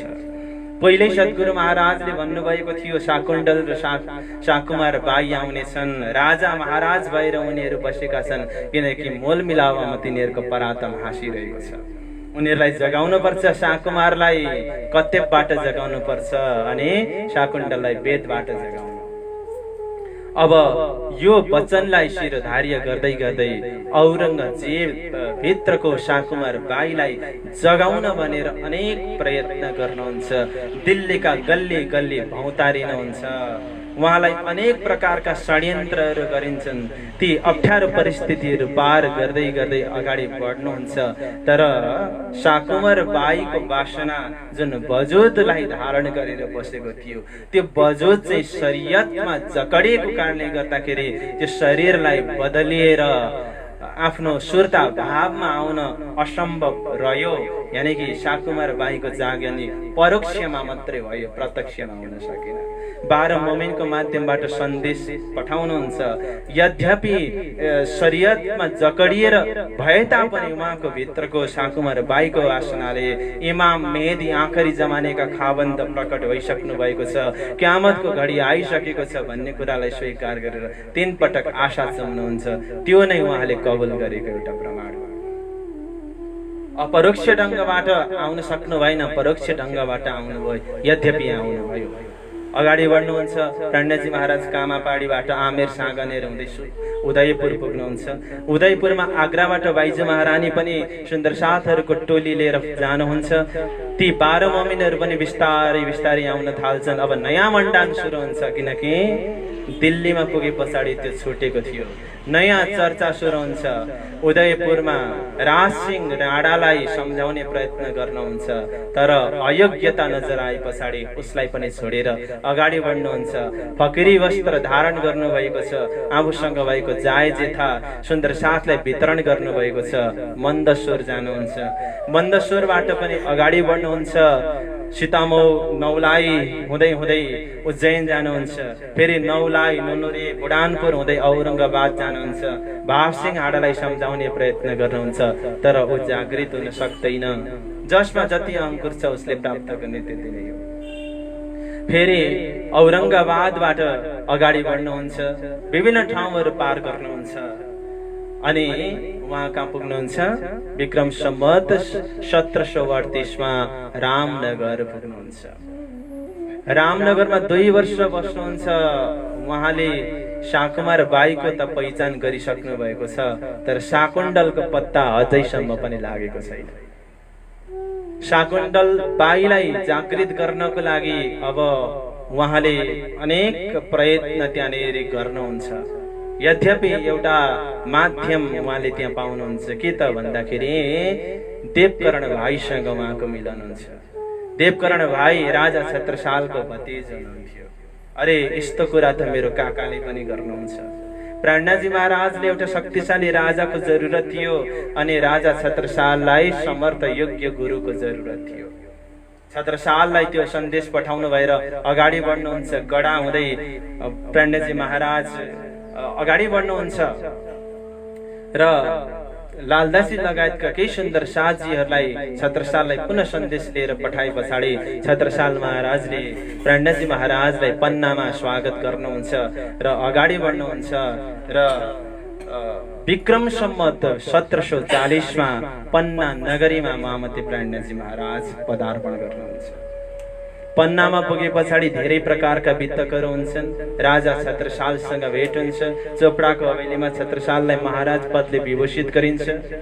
त्यस पछाडि बंगलाजीको निर्माण हुन्छ, कुरानको चर्चा हुन्छ, खर्चको चर्चा हुन्छ, हीरा प्राप्तिको आशीर्वाद प्राप्त हुन्छ, तलवार भेटको प्रसङ्ग छ, छत्रसालजीको दिग्विजय यात्राको प्रसङ्ग छ, खिलवत परिक्रमा, सागर श्रृङ्गार, सिन्धी मार्फत जस्ता ग्रन्थहरूको अवतरणको प्रसङ्ग छ। अनि चित्रकोटमा क्यामत नामक ग्रन्थको अवतरणको प्रसङ्ग छ। अष्टप्रहर सेवाको प्रसङ्ग छ। पन्नामा अन्यान्य वित्तक प्रसङ्गहरू पनि रहेका छन्। अब म तपाईलाई फेरि एकचोटि 1735 मा लिएर आउँछु, जब प्राणनाथजी महाराज अनूप शहर हुनुहुन्थ्यो। प्राणनाथजी महाराज लाल दरवाजाबाट अनूप शहरमा जानुहुन्छ। जाँदै गर्दाखेरि बिमारी पर्नुहुन्छ। उहाँलाई अत्यन्तै जटिल अवस्थामा पुर्याइदिन्छ बिमारले। त्यस पछाडि सुन्दर साथहरूले शोक गर्न थाल्छन्। कतै हामीले प्राणनाथजी महाराजलाई गुमाउने त होइन, कुनै एउटा अप्रिय घटना त घट्ने होइन। सुन्दर साथहरू डराउँछन्, लालबाई आदि सुन्दर साथहरू रुन्छन्। त्यति बेला प्राणनाथजी महाराजले भन्नुभएको थियो, मेरो धाम जाने समय आएको छैन, मैले धेरै कार्य गर्नु छ, तिमी नडराउनु, जब जाने समय आउँछ त्यति बेला म संकेत गर्नेछु, पहिले नै म संकेत गर्नेछु। यो प्रकारको उहाँले प्रतिबद्धता व्यक्त गर्नुभएको थियो। अब 1750 को समय आयो। बाइज महारानीले हेर्नुभयो प्राणनाथजी महाराजको लीला पनि पूरा हुँदैछ। अब उहाँ कहाँ जाने? उहाँको जाने ठाउँ त सुन्दर साथको हृदय हो। अब त्यो हृदयलाई त सजाउनु पर्यो, किनकि प्राणनाथजी जस्तो स्वर पाउँदै हुनुहुन्छ कि सजावट चाहिँदैन। अनि बाइज महारानी आफै पनि स्त्रीयन स्वभाव भएकोले सजी सजाउमा सिपालु। र बाइज महारानीले सोच्नुभयो, अब म सुन्दर साथको हृदयमै गएर प्राणनाथजी महाराजको लागि आसन तयार गर्छु। अब हुक्मे द्वार खोलिया लिया अपने हाथ हुक्म, दिल मोमिन के आए कि अरस कर बैठे कसम। मोमिनको दिलमा आएर खसम परम धाम बनाएर बस्न लागिरहनु भएको छ। 1 वर्ष बाँकी छ। 1750 मा बाइज महारानी धाम जानुभयो। धेरै सुन्दर साथीहरू कुर्बान भए, आगोमा आम फाले, आफूलाई जलाए, भस्म गरे। बाइज महारानी सँगसँगै धाम गए। अब 1751 को समय आयो। 1750 मा विभिन्न बाढीहरू अवतरित भइरहेका थिए। चलो चलो रे साथ जी आप न जाइए धाम, अब हम धाम चलते तुम सबे बुझो होशियार। आग परोती न कायरों जो धाम की राह न लेख, सुनियो दुनिया आखरी। यस्ता बाढीहरू अवतरित भइरहेका थिए। अब सुन्दर साथहरूले सोचिरहेका थिए कुन घडी कुन समय आउनेछ, त्यति बेला हामीले धाम धनीलाई सधैँको लागि गुमाउँदैछौँ। 1751 आयो। साउनको महिना आयो। कृष्ण पक्ष चलिरहेको छ। तीजको दिन आयो। प्राणनाथजी महाराज महासमाधिमा जानुभयो, यानि कि मौन व्रत धारण गर्नुहुन्छ। अब सुन्दर साथहरूले जुन कुरा शङ्का गरेका थिए त्यो शङ्काले कार्य गर्न थाल्यो, किनकि लक्षणले त्यस्तो देखाउँदैछ। सुन्दर साथहरू रोए, किनकि धामधनी गुमाउँदैछौँ, किनकि धामधनीले पहिल्यै भन्नुभएको थियो कि म संकेत गर्छु। धामधनीले संकेत पनि गरिसक्नु भएको थियो। अब धाम जाने पक्का छ, सबैलाई थाहा छ। आशा पनि छैन, अलिकति आशा भए पनि मन बुझाउने ठाउँ हुन्थ्यो, तर जाँदै हुनुहुन्छ। अब मौन बस्नु भएको छ। कहिले सुटुक्कै जानुहुन्छ कि हामीलाई अभिभावक विहीन बनाएर, टुहुरा बनाएर कति बेला जानुहुन्छ। सुन्दर साथीहरूले केही खानु भएन, न पानी खानु भएको छ, न अन्न ग्रहण गर्नु भएको छ। भोक भोकै सुन्दर साथहरू बसिरहनु भएको छ। तर राजा छत्रसाल जसले सुन्दर साथको देखभाल गरिरहनु भएको थियो, उहाँ त्यहाँ हुनुहुन्न। उहाँलाई सन्देश पठाइयो, उहाँ मऊमा हुनुहुन्थ्यो। मऊमा सन्देश प्राप्त गर्न साथ तुरन्त छत्रसाल अगाडि बढ्नुहुन्छ। यद्यपि केन नदीमा भीषण बाढी आइरहेको थियो। आकाशबाट घनघोर वर्षा भइरहेको थियो। विपत्तिको समयमा एउटा दुईटा तीनटा धेरै अवरोधहरू एकपछि अर्को लाइन लागेर आउँछ। अनुकूल हुँदाखेरि सबै कुरा अनुकूल हुन्छ, विपत्ति सुरु भए पछाडि बाधा व्यवधानहरू लाइन लागेर आउँछन्। यो नियम फर्केर आउँदै हुनुहुन्थ्यो किनकि लामो बाटो छ, धामधनीलाई सशरीर पाउँछु कि पाउँदिन यो मनमा आशंका पनि छ। अब बाढी भीषण वर्षाको कारणले गर्दाखेरि डरलाग्दो बाढी आइरहेको छ, खोला तर्न सक्ने अवस्था छैन। यद्यपि घोडालाई जबरजस्ती खोलाभित्र हाल्ने प्रयत्न गर्नुहुन्छ, घोडा मान्दैन। घोडाको नाम थियो भले भैया। उहाँले भन्नुहुन्छ, भले भैया तिमीले ठुल्ठुलो युद्धहरू मलाई जिताएका छौ, अन्तिम समयमा तिमीले मलाई धोका नदेऊ, तिमी भित्र बस्नै पर्छ।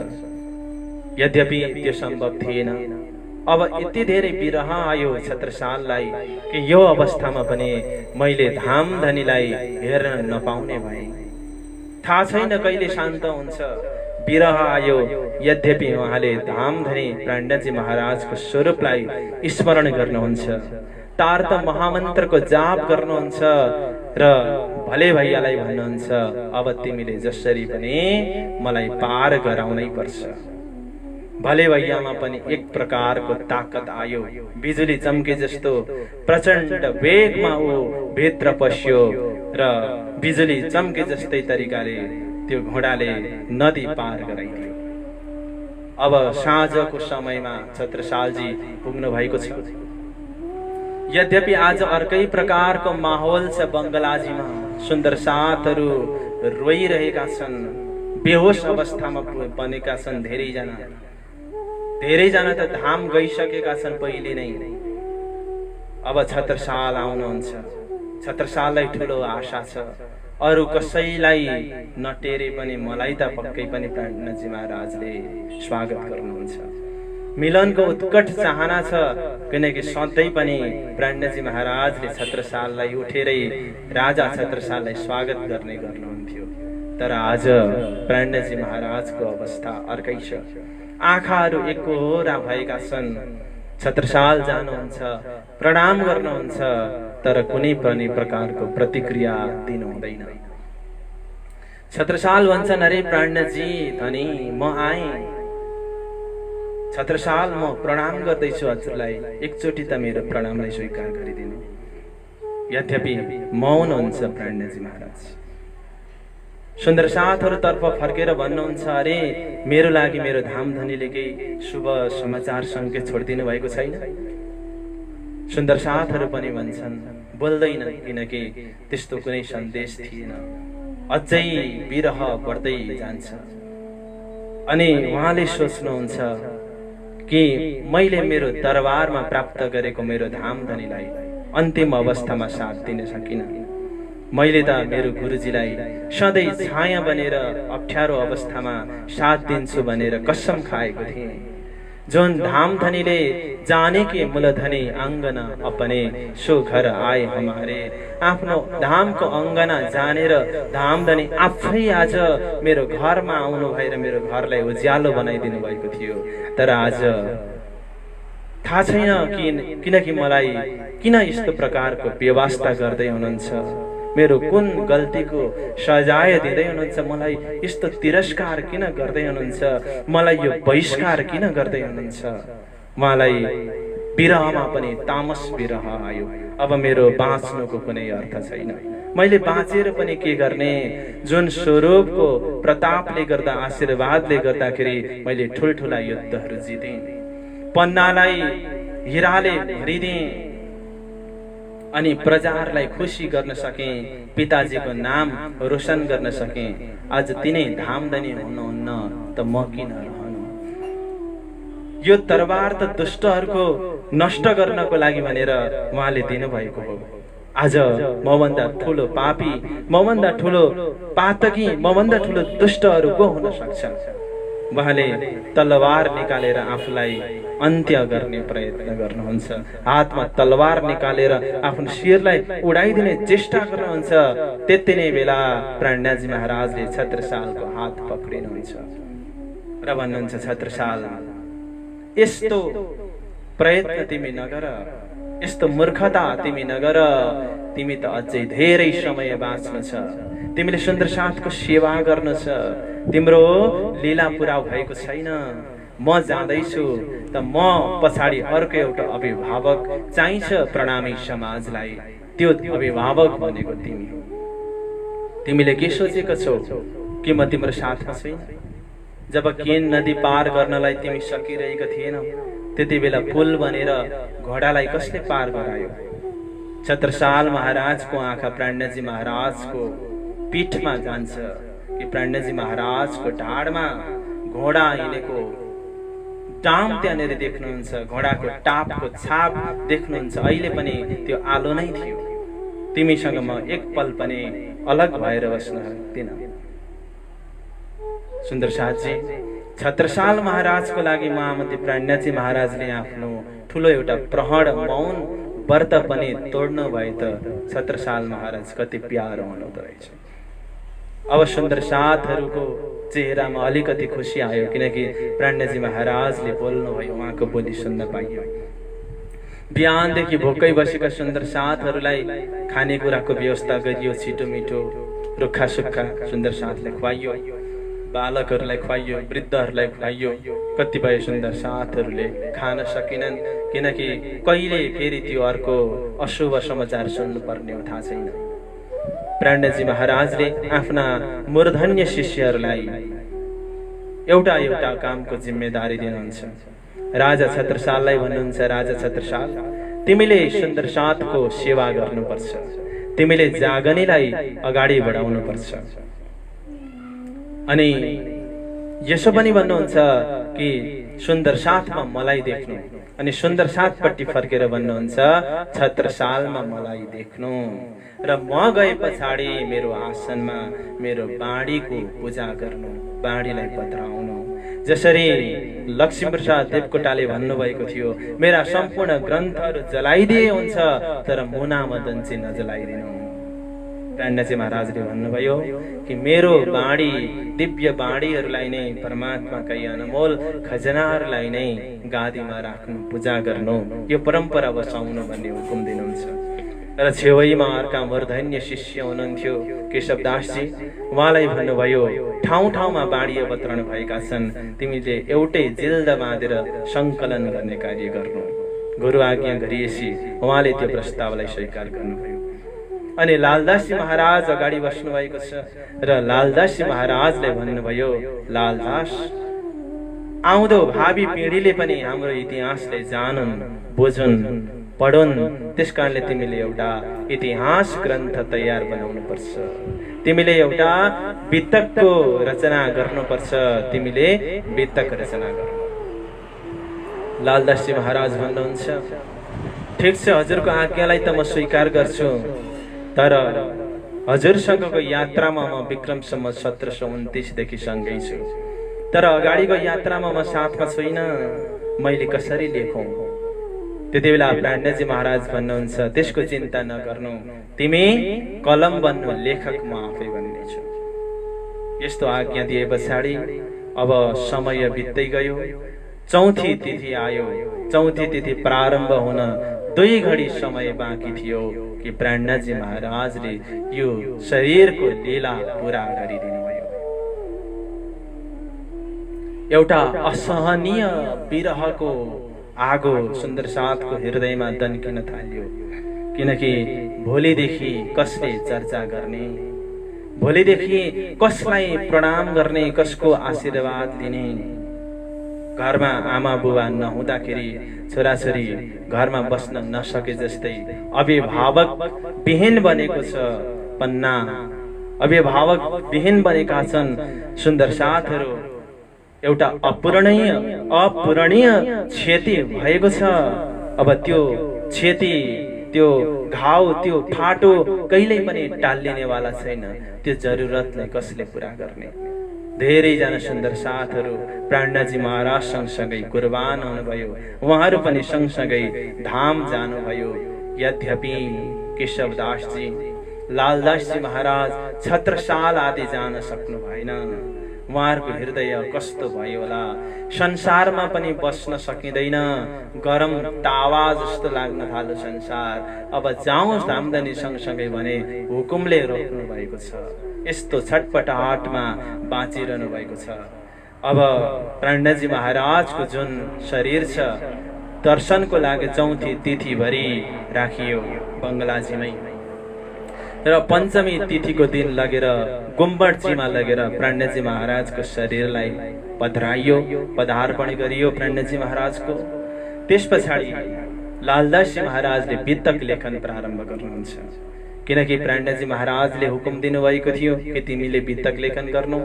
र सामुन कृष्ण पञ्चमी तिथिदेखि लालदासजी महाराजले वितक लेखन प्रारम्भ गर्नुभयो र यो क्रम चल्दै जाँदाखेरि भाद्र कृष्ण अष्टमी तिथिसम्म रह्यो र लालदासजी महाराजले पनि आफ्नो कर्तव्य पूरा गर्नुभयो, सेवाको विभाग सम्हाल्नुभयो र वितकलाई प्राणजी महाराजको स्वरूपमा समर्पण गरेर आफू पनि कुर्बान हुनुभयो, किनकि आशिकको धर्म भनेकै कुर्बान हुने हो।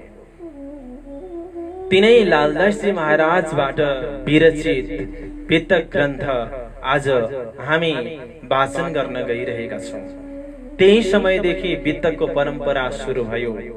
दिउँसोभरि लालदासजी महाराजले वितक रचना गर्नुहुन्थ्यो, रात्रि भए पछाडि सुन्दर साथहरूलाई सुनाउने गर्नुहुन्थ्यो।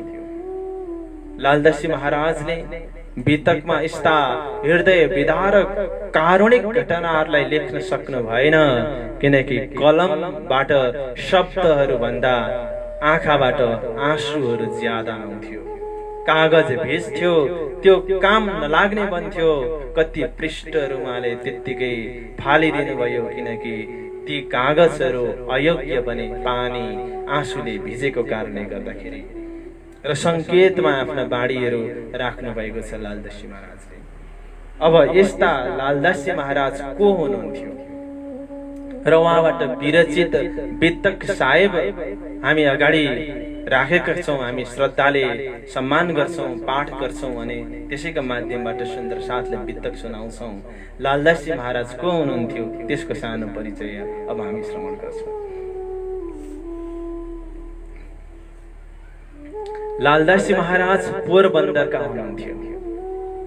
पोरबन्दरका एक प्रतिष्ठित व्यापारी हुनुहुन्थ्यो, जसका 99वटा जहाजहरू थिए। उहाँ उद्योगपति हुनुहुन्थ्यो, करोडपति हुनुहुन्थ्यो, धनका धनी हुनुहुन्थ्यो, ज्ञानका पनि धनी हुनुहुन्थ्यो, किनकि उहाँलाई वेद उपनिषद भागवत आदि विषयमा यथेष्ट ज्ञान थियो।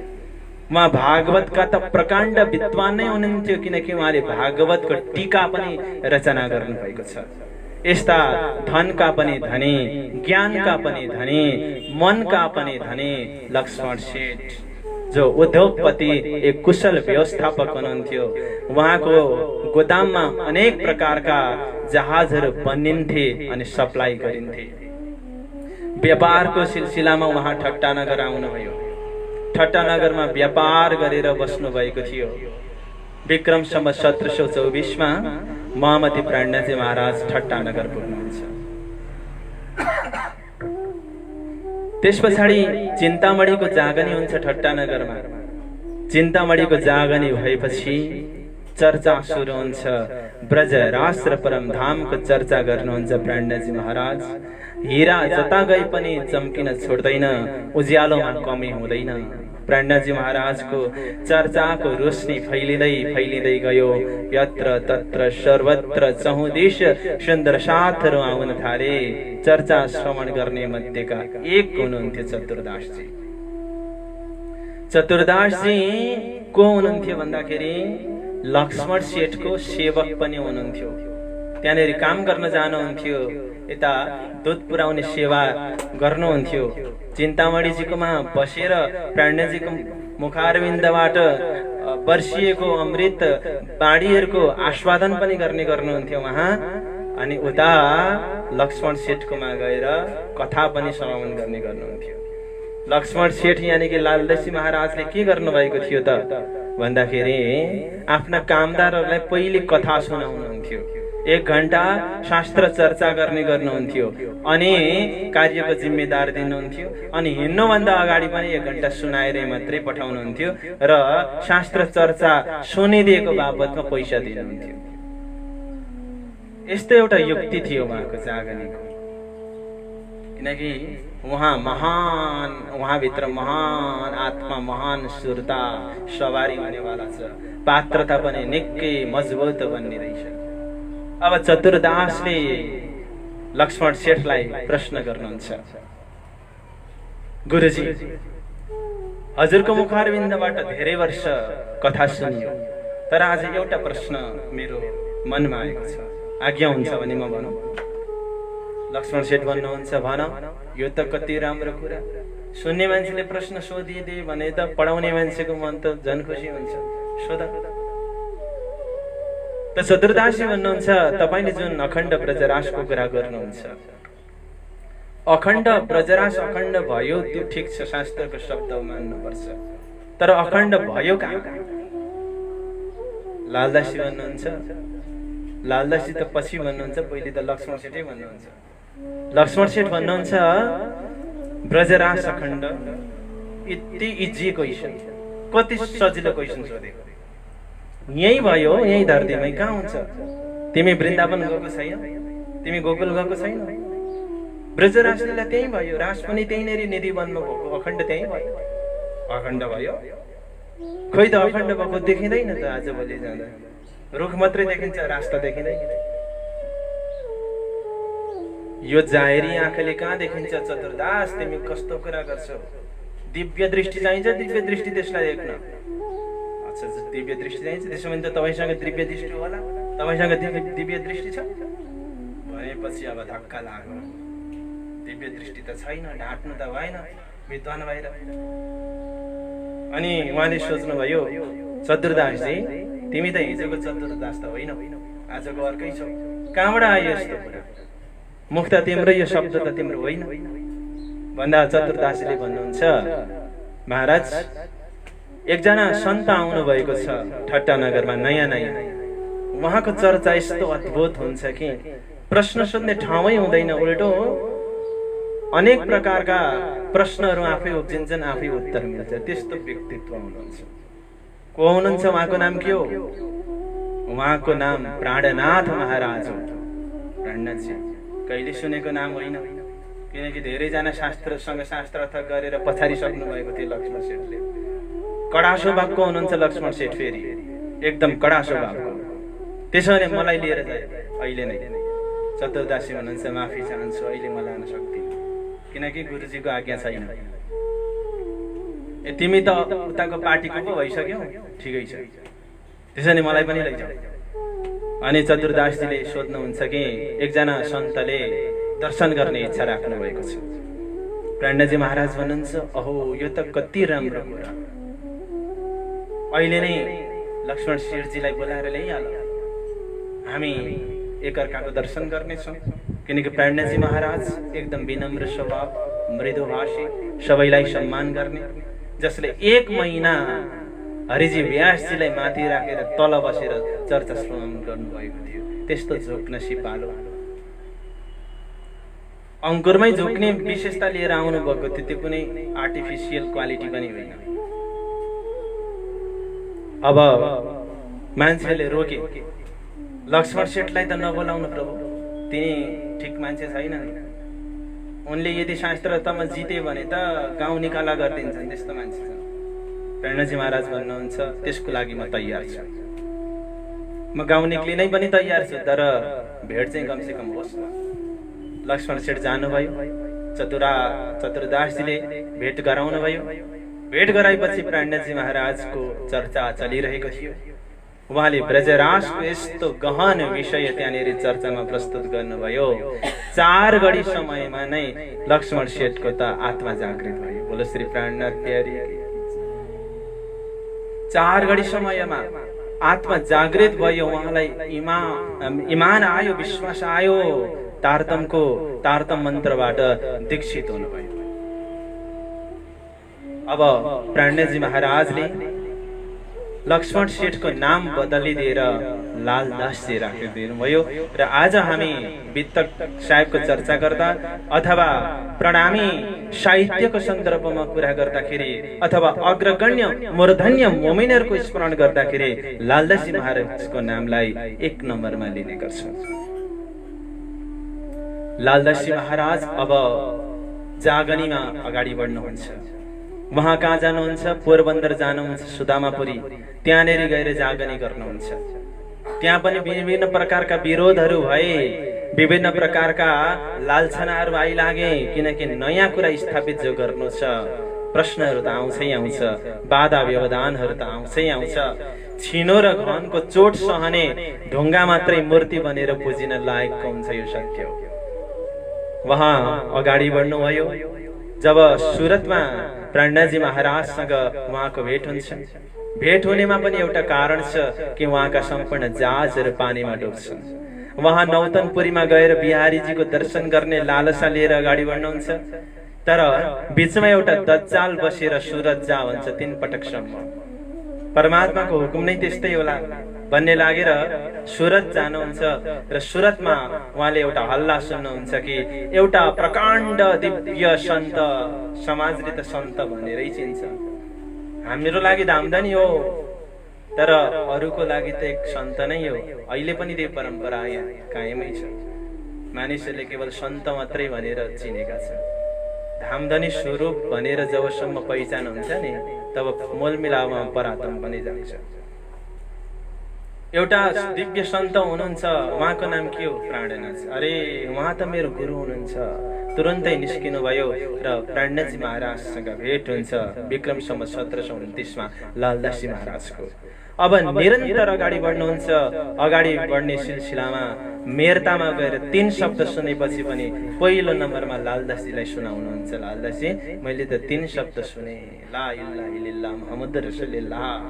लालदासजी तबदेखि नै अत्यन्तै विश्वास पात्र बनिसक्नु भएको थियो। प्राणजी महाराजको दिल दिमागलाई जितिसक्नु भएको थियो। अब अगाडि बढ्नुहुन्छ। दिल्लीको भित्तकको प्रसङ्गमा जब लाल दरवाजामा वस्तु बाँटियो, त्यति बेला भीम मुकुन्दलाई उदयपुर पठाउनुहुन्छ, गोवर्धन भाइले सुरत पठाउनुहुन्छ, तर लालदासजी महाराजलाई कहीँ पठाउनु भएन। त्यति प्यारो, यो कागज तिमीले नै सम्हाल भनेर फाल्दिएर हिँड्नुभयो र अनवसरतिर जानुहुन्छ। लालदासजी महाराज पछ्याउँदै पछ्याउँदै पछ्याउँदै अगाडि बढ्नुहुन्छ। दिल्लीमा औरंगजेब बादशाहलाई इमाम मेहदीको सन्देश दिलाउने वाला नेतृत्व गर्ने पनि लालदासजी महाराज नै हुनुहुन्थ्यो, किनकि उहाँ 12 मोमिनमा एक हुनुहुन्थ्यो। उहाँ झ्यालखानमा बसेर, कारागारमा बसेर कोर्रा खाने पनि लालदासजी महाराज नै हुनुहुन्थ्यो। त्यस पछाडि उदयपुर, मन्दसोर हुँदै अगाडि बढ्ने क्रममा जब बुढानपुर प्राणजी महाराज पुग्नुभयो, एक्लै शेख इस्लामसँग शास्त्रार्थ गर्न भनेर दिल्ली आउनेवाला पनि लालदासजी महाराज नै हुनुहुन्थ्यो। त्यहाँ उहाँलाई मार्ने षड्यन्त्र गर्नुहुन्छ प्राणजी महाराजले, बचाउनुहुन्छ लालदासजी महाराजलाई र अगाडि बढ्नुहुन्छ। जब रामनगर पुग्नुभयो, रामनगरबाट अगाडि गडाउँदै अगाडि पुग्नुहुन्छ, त्यहाँबाट सुन्दरसाथको नेतृत्व गर्नेवाला पनि लालदासजी महाराज नै हुनुहुन्थ्यो, किनकि राजा छत्रसालसँग प्राणजी महाराज मिल्नु भन्दा पहिले लालदासजी महाराज मिलिसकेको हुनुहुन्छ र लालदासजी महाराज सूत्रधार पनि हुनुहुन्छ। जब दिल्लीपट्टि नै फर्किने प्राणजी महाराजको सोच बन्दै थियो अगरिएमा, त्यति बेला लालदासजी महाराजले भन्नुहुन्छ, होइन, एकचोटि राजा छत्रसालले सोध्नुपर्छ। प्राणजी महाराजको सोचलाई मोडिदिने पनि त्यो एउटा निर्णायक भूमिकामा लालदासजी महाराज हुनुहुन्छ। तबदेखि नै लालदासजी महाराज प्राणजी महाराजको अत्यन्तै विश्वास पात्र हुनुहुन्थ्यो, निकटतम साथी हुनुहुन्थ्यो र प्रिय शिष्य पनि हुनुहुन्थ्यो। र लालदासजी महाराजलाई विभिन्न भाषाहरूको जानकारी थियो। उहाँले हिन्दी भाषा, उर्दू भाषा, अरबी भाषा, फारसी भाषा, गुजराती भाषा, कच्छी भाषा, सिन्धी भाषा, सम्पूर्ण भाषाहरूको ज्ञान लिनुभएको थियो। र पहिलेदेखि नै धर्मशास्त्रमा रुचि भएको कारणले गर्दा, धर्मशास्त्रको विद्वान भएको कारणले गर्दाखेरि धर्मशास्त्रपट्टिको विषयमा पनि कुनै कमी थिएन। जब प्राणजी महाराजको संगत गर्नुभयो, कुरान हदिस आदिको विषयको पनि उहाँले अध्ययन गरेर पारङ्गत हुनुभयो। अब वेद र कतेको राम्रो पकड बनाएर प्राणजी महाराजलाई समेत यो ठाउँमा यस्तो गर्नुपर्छ भन्ने निर्णय दिने भूमिकामा लालदासजी महाराज पुग्नुभयो। र यस्ता लालदासजी महाराजले जुन वितक ग्रन्थ रचना गर्नुभएको छ, भन्नमा त लालदासजी महाराजले रचना गर्नुभयो यो शब्द छ, तर प्राणजी महाराजले भित्र बसेर लालदासजी महाराजको माध्यमबाट आफ्नो वितक आफै लेख्नु भएको हो। यो पनि यथार्थलाई बिर्सिनु हुँदैन। जसरी प्रणामी समाजमा प्राणनाथजी पछि लालदासजी महाराजको नाम लिइन्छ, त्यसै गरी नै प्रणामी साहित्यमा तारतम बाणी पछाडि लालदासजी कृत वितकको नाम लिने गरिन्छ। जसरी तारतम सागरलाई, ब्रह्मवाणीलाई स्वरूप साहेब भन्ने गरिन्छ, त्यसै गरी नै यो वितक ग्रन्थलाई पनि वितक साहेब भनेर सम्बोधन गरिन्छ। प्राणजी महाराज र लालदासजी महाराज काया र छायाको सम्बन्धमा हुनुहुन्छ। प्राणजी महाराजले खुसीले आफ्नै टाइटल महामतीको लालदासजी महाराजले दिनुभएको थियो, त्यसकारण लालदासजी महाराजले महामती पनि भन्ने गरिन्छ। र प्रणामी समाजमा धेरै प्रकारका वितकहरू छन्। तत्कालीन समयमा पनि मुकुन्ददासजी प्राणजी महाराजको समकालीन हुनुहुन्थ्यो, अनि शनिय सखी आदि समकालीन हुनुहुन्थ्यो। उहाँहरूले पनि वितक रचना गर्नुभएको छ। जस्तो जयराम कंसरा पनि समकालीन हो, उहाँहरूले पनि वितक रचना गर्नुभएको छ। करुणा सखीकृत वितक पनि छ, शनिय सखीकृत वितक पनि छ। धेरै वितकहरू हाम्रो प्रणामी समाजमा हुँदा हुँदै पनि लालदासजी महाराजको वितक सबैभन्दा प्राचीन छ, सबैभन्दा पूज्य छ र सबैभन्दा विश्वसनीय पनि छ। र यही लालदासजी महाराजकै वितकलाई आधार बनाएर अन्य वितक ग्रन्थहरू रचना गरिएको हो र त्यही वितकलाई हामी सुन्न गइरहेका छौँ। आज शुभारम्भको दिनमा हामीले प्राणजी महाराजको धाम गमनको सन्दर्भ र प्राणजी महाराजले लालदासजी महाराजलाई वितक रचना गर्न आदेश दिएको प्रसङ्ग आदि आज भूमिकाको रूपमा हजुरहरूले श्रवण गर्नुभयो। भोलि हामी 4 युगको राजाहरूको चर्चा गर्दै महाकारणको प्रसङ्गलाई प्रस्तुत गर्नेछौँ र पर्सि ब्रज रास हुँदै सद्गुरु महाराजको प्राकट्य गर्नेछौँ। र मैले हजुरहरूलाई आज एउटा निवेदन पनि गर्छु अथवा एउटा जानकारी गराउँछु कि 15 दिनको वितक तपाईले सुन्दै हुनुहुन्छ, तर चिन्ता गर्नु पर्दैन। तपाईले 30 दिनकै विषयवस्तुहरू 15 दिनको वितकमा श्रवण गर्न पाउनुहुनेछ। आजको पहिलो दिन हो, भूमिकाको प्रसङ्गमा आजको पहिलो दिन व्यतीत भयो। भोलिदेखि हामी चौपाईको अर्थ गर्दै गर्दै प्रासङ्गिक ढङ्गबाट अगाडि बढ्नेछौँ। तपाईं सबै उपस्थित भएर नियमित वितक चर्चामा सहभागी बन्नुहोला भन्ने अनुरोध गर्दै आजको चर्चाको समय पुरा भइसकेको छ र यहाँ महामती प्राणजी महाराजको प्रेरणाबाट लालदासजी महाराजद्वारा रचित वितक ग्रन्थको पहिलो चौपाईलाई म वाचन गर्न गइरहेको छु। यहाँ जति पनि उपस्थित हुनुहुन्छ सबैले यो चौपाईलाई दोहोर्याउनु होला। त्यस पछाडि हामी अर्जी गायन गर्नेछौँ अनि आरती गरेर आजको कार्यक्रमलाई विसर्जन गर्नेछौँ। भविष्य पुराणमे राजा कहे जुगचार, बचन जो है व्यास के, ताको करो विचार, ताको करो विचार। धाम के धनी की श्री कृष्ण कन्हैया लाल की, सतगुरु महाराज की, प्राणनाथ प्यारी की, बाईज महारानी की, छत्रसाल महाराज की, लालदास जी महाराज की, वितक साहेब की, सकल सुंदर साथ की। प्रणाम।